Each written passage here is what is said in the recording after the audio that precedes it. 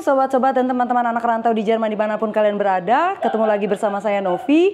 Kali ini kita masih di kota Hamburg dan sekarang kita sedang berada di salah satu restoran Indonesia di Hamburg. Seperti yang kalian lihat dari dekorasinya. Kita beruntung banget kita dibolehin untuk ngobrol-ngobrol sama pemilik restoran ini. Mereka ada 2 orang ternyata pemilik. Yuk langsung aja ngobrol-ngobrol sama mereka. Sebelumnya jangan lupa untuk follow dan subscribe channel-channel sosial medianya anak rantau di Jerman. Yuk kita temui pemilik restoran ini. Halo. Denny Novi. Halo. Liana. Halo Liana Novi. Terima kasih banget udah ada waktunya untuk ngobrol-ngobrol bersama kita. Kenalan dulu deh, Denny, Liana, ceritain dong nama, umur kalau boleh, kalau mau nyebutin, kalau nggak mau juga nggak apa-apa. Dari Indonesia di mana, terus ceritanya ke Jerman itu kapan dan apa yang membawa kalian ke Jerman? Oke, nama saya Denny, Denny Trinugroho, umur disensor. Asal masih kayak 18 tahun gini. Biar bagus. Ya, dulu ke Jerman buat kuliah, sempat Stuttgart di sini, juga Sprachschule di Jerman. Tahun berapa ya? Lama banget ya. Ya, udah lama aja pokoknya ya. Terus 2008 ya, 2008. Oh, oke, wow. Terus kita akhirnya bikin restoran ini buka itu 11 Mei 2024. Oh, jadi fresh from the oven ya? Baru banget, iya. Oke. Terus ini sobat saya banget, lama kita kenalannya dulu pas masih di Goethe Institute di Bandung. Sama-sama Sprachschule. Iya. Sokli namanya. Aku Liana, umur juga bip. Aku dulu kesini tahun 2009, setahun setelah Denny. Sama awalnya Sprachkurs juga, terus kuliah. Oke. Terus habis kuliah lanjut kerja ngantor. Oke. Dan dulu korporat. Dulu kalian kuliah dua-dua sama-sama di Hamburg kuliahnya pertama? Enggak. Dia kuliah aku di Weimar. Aku ya. Kayaknya aku ini deh familiar sama kamu karena aku pernah tinggal di Weimar 2013 sampai 2015. Nanti kita ngobrol-ngobrol lanjut lagi soal itu. Boleh. Oh, kamu kuliah di Weimar. Kamu, Denny? Aku sebenarnya dulu cuma Stuttgart doang. Terus tau lah Liana tahu banget cerita aku. Waktu ke Jerman aku lumayan bergerajulan lah. Pokoknya akhirnya aku pulang habis. Kuliah aku nggak selesai di Jerman. Jadi pulang ke Indonesia? Pulang ke Indonesia, kuliah di SGU. Swiss German University, dulu di BSD, terus akhirnya di situ aku benar-benar kuliah aku selesaiin sampai habis on time, terus kan double degree tuh, akhirnya aku balik lagi ke Jerman kerja. Oke. Gitu. Oke, sekarang restoran Indonesia nih, ceritanya kalian udah punya pekerjaan, udah punya penghasilan tetap, terus kok jadi pengusaha, jadi entrepreneur di Jerman, nekat juga ya? Biasanya kan udah kalau namanya udah punya pekerjaan udah nyaman gitu ya. Ceritanya gimana? Ceritain dong. Boleh dibocorin nggak? Iya, ceritanya itu kita udah lama banget kan saya udah lama tinggal di Hamburg. Saya juga sebelum punya restoran punya cafe juga. Di Hamburg juga? Nggak jauh dari sini.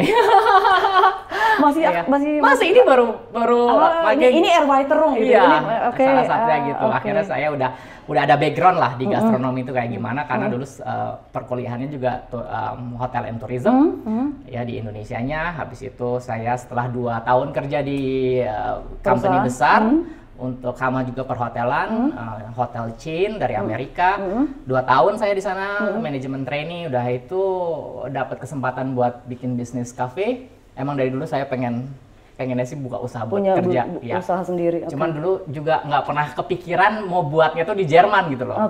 Which is masa kok gila lu di luar negeri gitu Sampai si orang tua tuh mikir, serius kamu mau bikin usaha di Jerman? Iya Pak. Akhirnya ya udah modal nekat sih. Lumayan nekat waktu itu. Untungnya aku punya bisnis partner juga orang Jerman. Kita punya sama-sama misi dan visi. Akhirnya kita buat itu cafe udah 7 tahun. Kemudian setelah berjalannya waktu, si Liana juga ada ide, mau dong bikin bisnis juga gitu lah ya. Awalnya chit-chat gitu lah, dia kan juga kerja di company besar juga ya, lumayan. Corona lah gabut.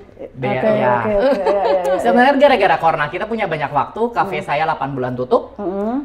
Liana juga waktu home office total di Hamburg. Akhirnya kita sering ketemuan, ngobrol-ngobrol tentang bisnis.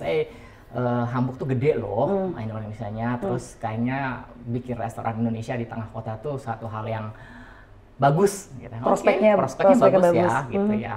Akhirnya pelan-pelan lama-lama kita bikin GmbH-nya dulu, ya. Habis itu cari tempat, kebetulan tempat ini saya kenal sebelumnya, salah satu orangnya yang ownernya sebelumnya aku kenal.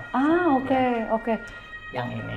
Oke. Terus tadi ngomongin soal bikin GmbH itu prosesnya berapa lama tuh kalian? Terus apa aja tuh waktu itu? 7 bulan.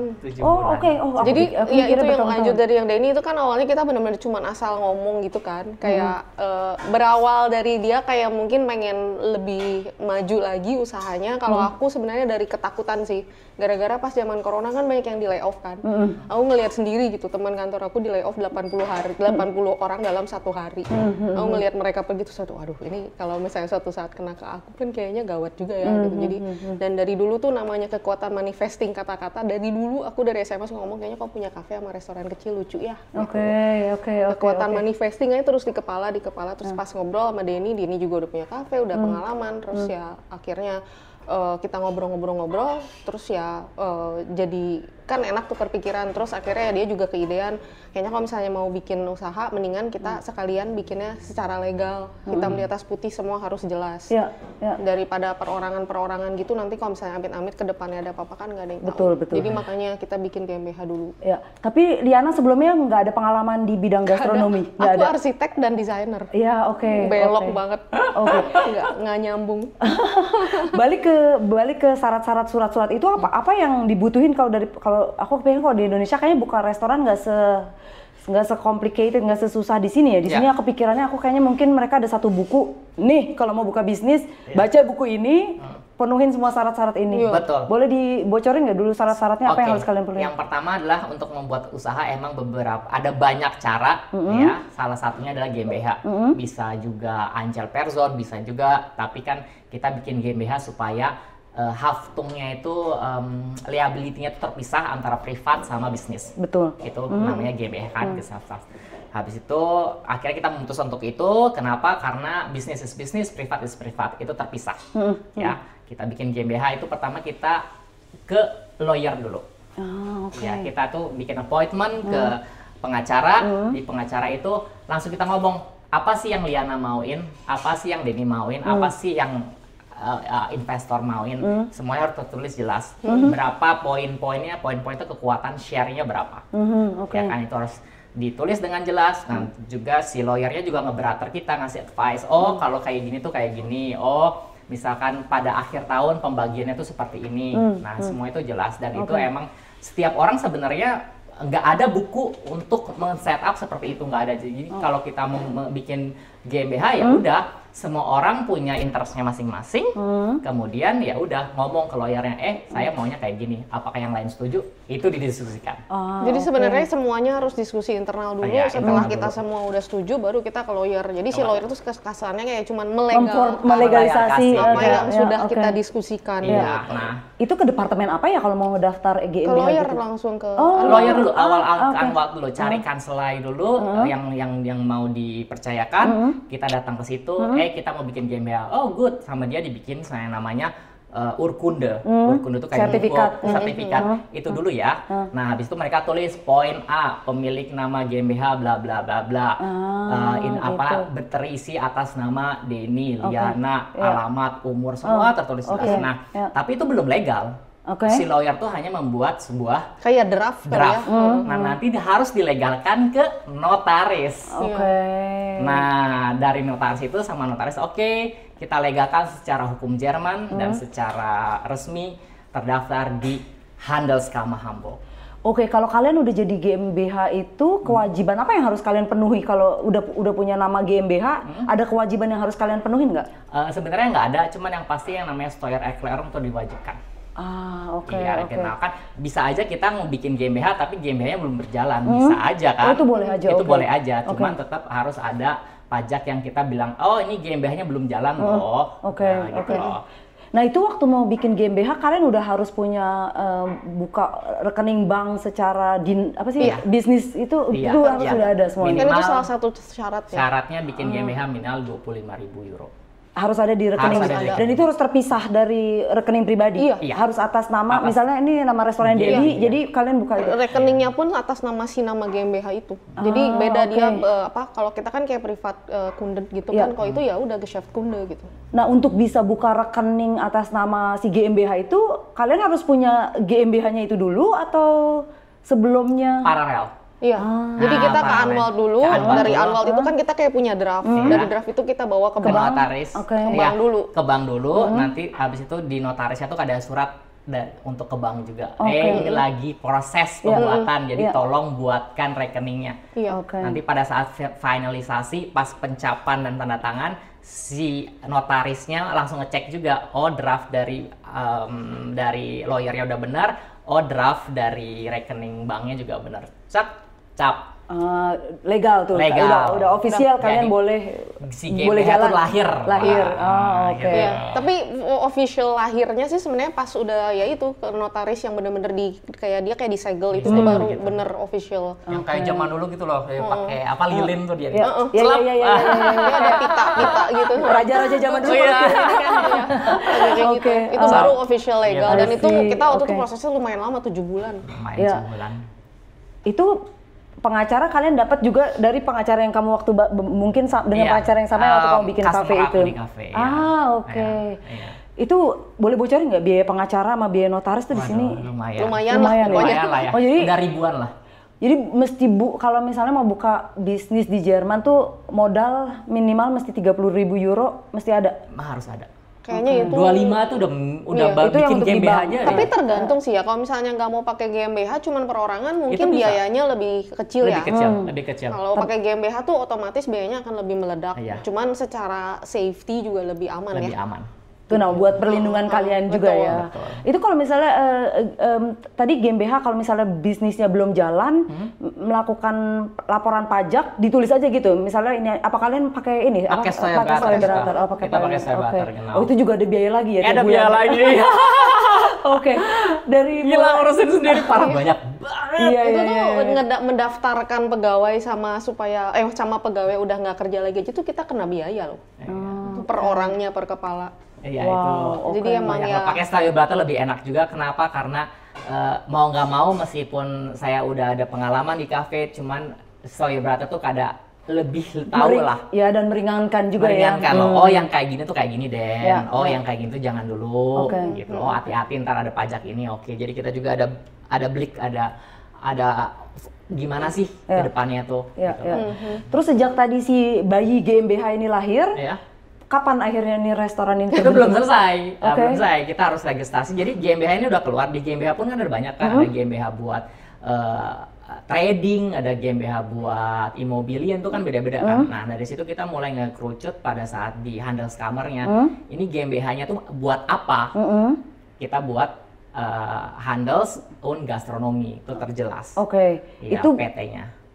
Itu daftarnya di Handelskammer. Iya, itu paralel juga. Paralel antara yang di notaris juga nanya, ini tuh PT-nya PT apa, buat apa, mau bisnisnya kalian tuh apa gitu loh. Nggak bisa tiba-tiba kita sekarang gastronomi, terus besok-besoknya kita buat konstruksi itu nggak bisa kan, dari awal udah di itu. Udah. Dan ada yang ngontrol juga pastinya? Pasti itu ada. Habis itu baru kita ke Handelskammer bilang, ini Deli Indo itu usahanya gastronomi.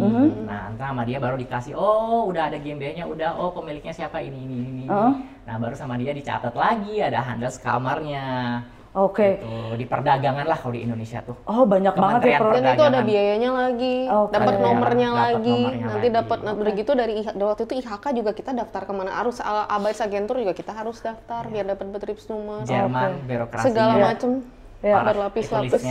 Terus jadi berapa lama nih setelah kalian segala proses dokumen ini selesai, berapa lama akhirnya setting lokasi ini? Kalau lokasi kita udah dari begitu kita beres bikin GmbH 6 bulan kemudian kita udah dapat tanda tangan vertrag di tempat ini. Cuman permasalahan kita sampai akhirnya bisa buka adalah ngurusin visa koki kita.